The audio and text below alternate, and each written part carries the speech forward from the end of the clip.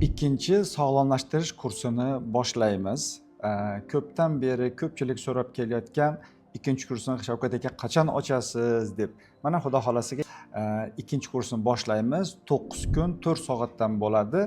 Unda ochiladigan asosiy mavzular qanaqa? Birinchisi bu sog'liqni davom ettiramiz va chuqurroq uni yana ko'rib chiqamiz va boshqa yangi mashqlar o'rganamiz.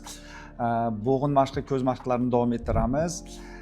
Keyin yana oila haqida chuqur gaplashamiz. Oilada erkakni, ayolning o'rni, nima uchun erkak bilan ayolning o'rtasida tafovutlar bo'ladi, uni qanday qilib bartaraf qilish mumkin. Keyin yana juda ham hozirgi afsuski dolzarb mavzular bo'layotgan narsa, masalan, xiyonati munosabat qanaqa, uni qanday qilib hal qilsa bo'ladi, buni yechimi bor. Kelsanglar birgalikda ko'rib chiqamiz. Va albatta biznes haqida,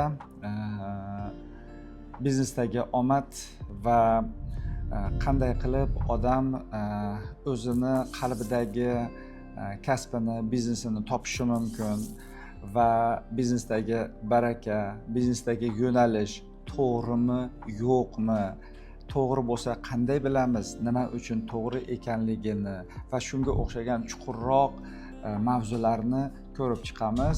Va albatta bu yana bitta mavzulardan bittasi bu bola tarbiyasi, oiladagi farzandning o'rni va unga munosabat va uning tarbiyasida nimaga e'tibor berish kerak, qanday qilib farzandni kitob o'qishga qiziqtirish mumkin, o'zi kitob o'qish kerakmi, yo'qmi, nima uchun kerak, nima uchun foydali, nima uchun buyuk insonlar, dunyo miqyosidagi insonlar hammasi juda ham ko'p kitob o'qishgan.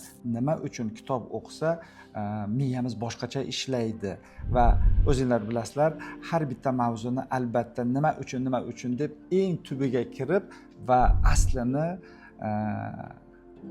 birgalikda tushunamiz, qidirib topamiz va undan kundalik hayotda foydalanamiz. Ikkinchi sog'lomlashtirish kursi boshlanadi. Bu kursimizni biz sog'lomlashtirish, oila va biznes deb atadik. Bemalol kelib shu darsni o'tib o'zingizga foyda olishingiz mumkin. Va yana bitta aytib qo'ymoqchiman, bizni joyimiz 20 tadan ortmaydi. Shuning uchun kimdir kelmoqchi bo'lsa, oldindan telefon qilib joyingizni band qilib qo'ying. Demak,